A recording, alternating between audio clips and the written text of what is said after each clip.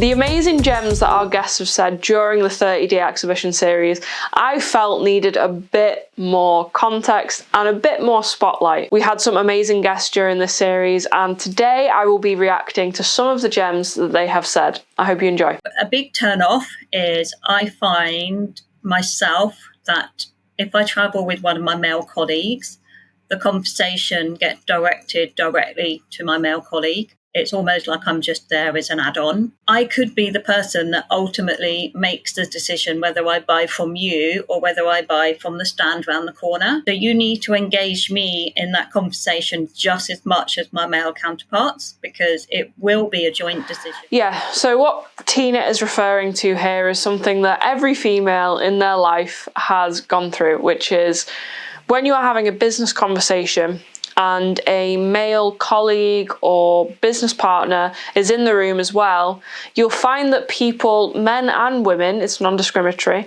actually will look at the male and talk to the male rather than you. And as someone that's been in business, I was 16 when I started, and it was a family business. It would even be that I had hired a male, same age as me, and they would speak to him rather than me directly. Now, I mean, as women, we can obviously take this how we take this, but I think that advocating for ourselves and just over time, as we build that relationship, they'll kind of know who we are and what we do. But yeah, this is something that every woman comes across. So if you are on your stand and you see a woman colleague, a male colleague, make sure to address them both equally. I know that it might be something that subconsciously we don't actually know that we're doing, but try and have that in your mind while you're at the show. Personally, I like hands-on demos. I'm not a technician. I know all the components of a car, but don't ask me to put it together because I haven't got a clue. But I am very hands-on. I want to see things. I want to see how they work. I want to see the benefits of that. For other garage owners, I suppose,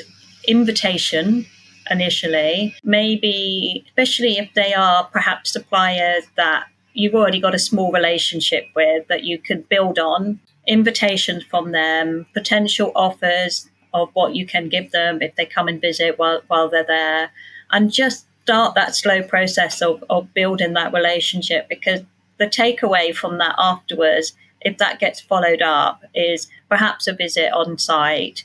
And before you know it, you've got some great relationship going and you've got some offers, or you might get first choice of something.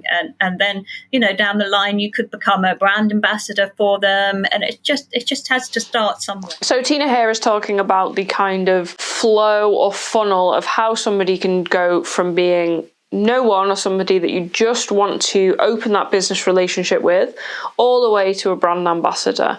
She also talks about hands-on demos. So the way that I kind of look at this, if you were doing a show, is that if you have a set amount of prospects that throughout the year you want to get a hold of, maybe they're not on the phones or they're not responding to emails, or it could be that initial relationship as Tina mentions, send them out an invite. And then also make sure that the offer on the stand is tailored to them. So as Tina mentioned, for her and her colleagues, they might like more of a hands-on demonstration of your tool or of the outcome that you actually produce. Send out an invite, make sure that that offer is tailored to them, and then see if there's any kind of bonuses or discount that you can give at the show in order to convert that relationship.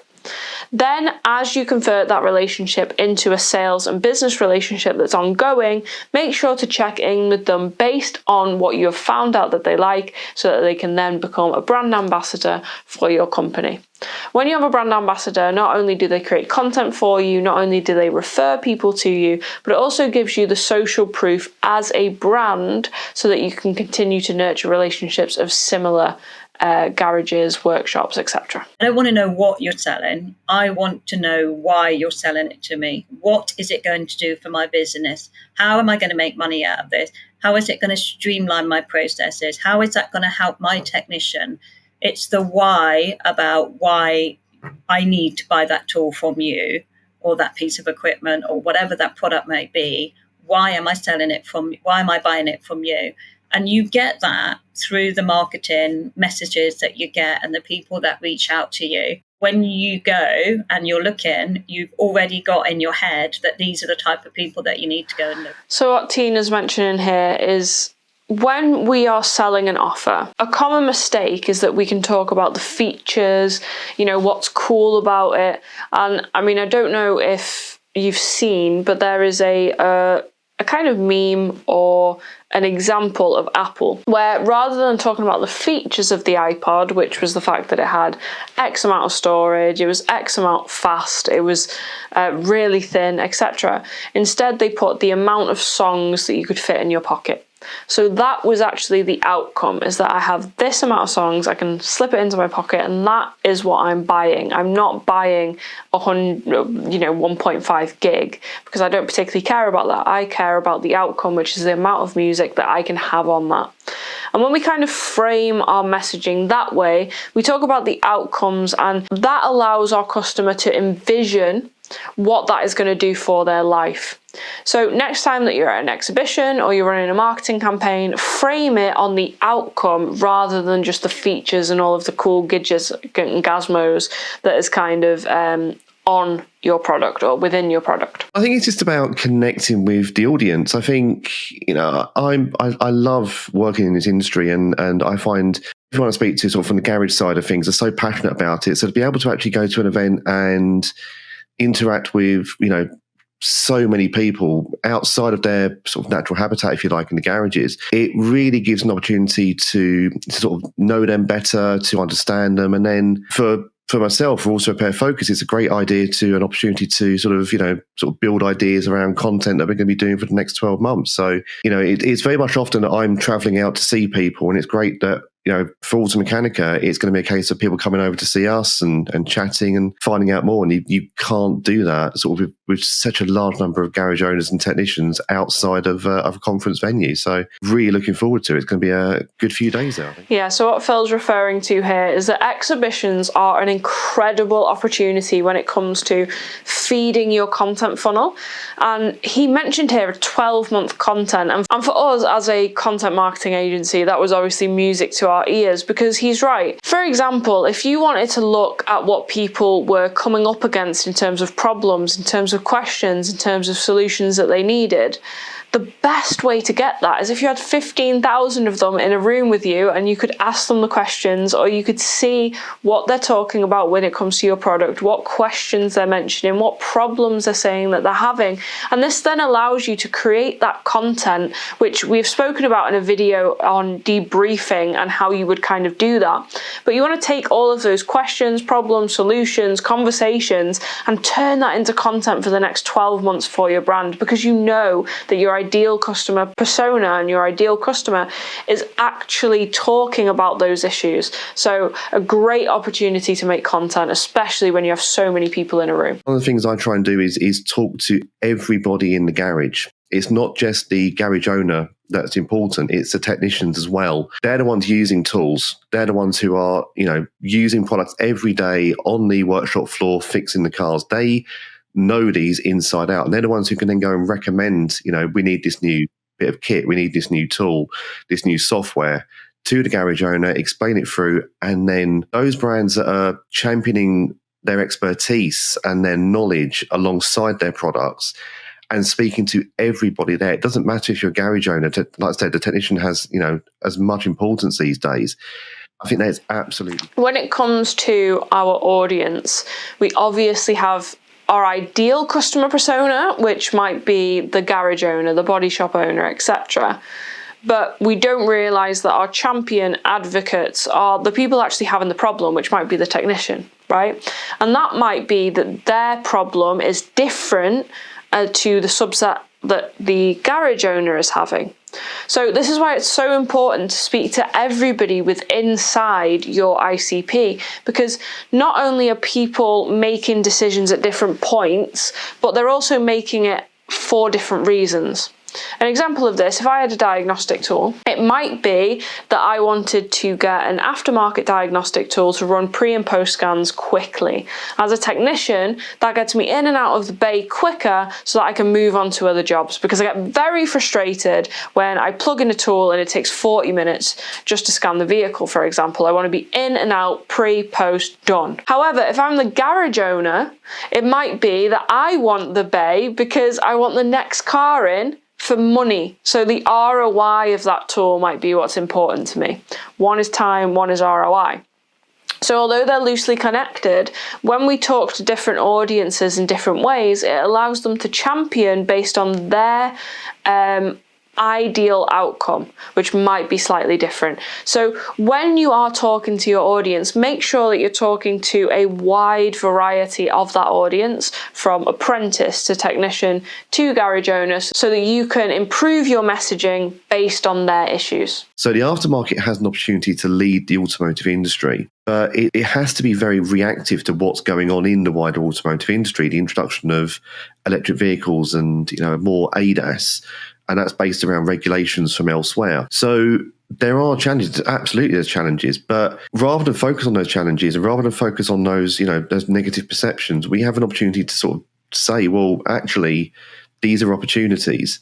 We have a skills gap. There's no denying that. There is absolutely a skills gap. We need to bring more, apprentices and young people into the industry. And for the first time, the automotive market is competing against the technology sector in terms of bringing people through. It's not just mechanical engineering anymore. It's software-defined vehicles and things like that. Yeah, I mean, when it comes to the aftermarket, there can be a lot of negativity in terms of where we're at.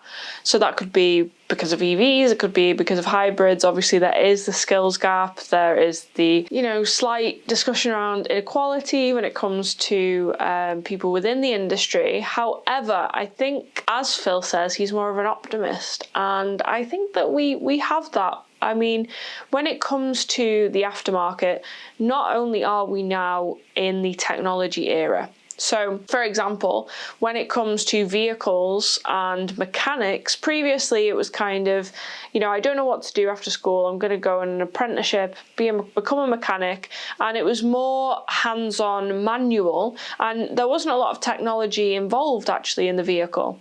I know I'm teaching you to suck eggs here, but that is essentially what had happened. And now we are fully just down the line of technology. As a lot of people say, Tesla isn't a manufacturing car company. They're instead a software company. So when we look at it from that perspective, there's kind of a rebrand that I think that the aftermarket needs to go through. And I believe that producing content, producing more information and more up-to-date news around the aftermarket and what is happening so that we can educate the end consumer will bring a lot more people into the industry, especially when it comes to that skills gap that we need to close. But I think the idea of having a transactional sale business where you buy parts from a supplier is just not the same. It's gone. That's not how it works anymore.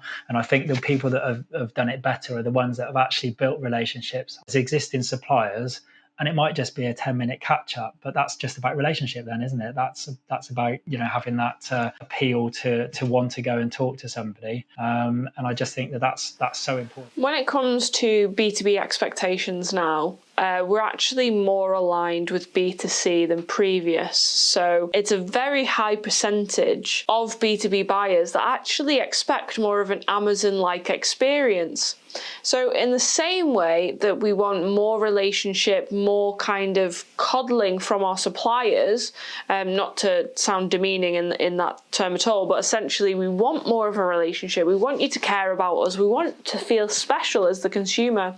We also have the digital side of that where we want ease. We want easy access to our suppliers. We want easy access to the catalogue, to what is available, when I can get it. So when it comes to how you are looking at transactional relationships, it's important to look at how are our sales reps actually engaging with our customers? Can we automate some of that? Can we make sure that they are notified when somebody is becoming a bit colder? So we do need that 10-minute catch up. And then on the other side, how do we tailor our digital presence, our website, so that we are having a more standardized version of it so that it's more like that Amazon experience where it's easy, it's searchable, we can get the answers that we want and we can get it as quickly as possible. So the era of B2B is changing, and if you're not caught up, I would highly recommend that you audit your website, you audit how your sales reps are engaging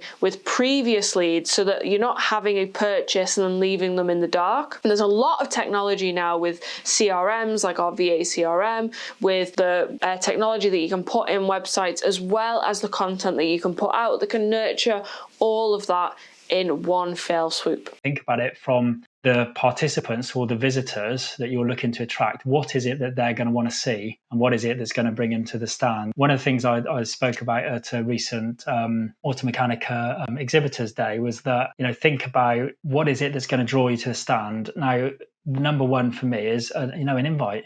There's nothing better than actually being personally invited. I don't mean send out a blanket email saying we'd love you to visit our stand. I mean, something that resonates with me, why it's worth me visiting the stand and what it is that's important to talk to you about. I think when it comes to exhibitions, we put a lot of onus on the customer, right? So we want them to walk through the door, we want them to say how good our stand is, and then we want them to buy our product. But an invite can go a long way, and I know that that's something that we've now trialed at Madre, where we put out content ahead of time. That's then allowed us to actually make connections, and then we have the prospects that we have looked at that we want to actually invite to the show, and then we've made sure that we have an offering for them.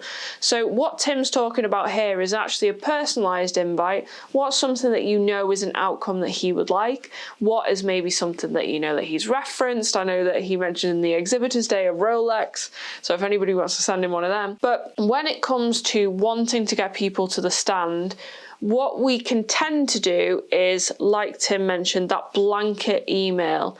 And the issue is that I don't know if you've ever exhibited or you have signed up to go to an exhibition, but you can get bombarded with a lot of those emails that just seem valueless. I would love for you to come to our stand. We have this, we have that. It's all about you and not about them.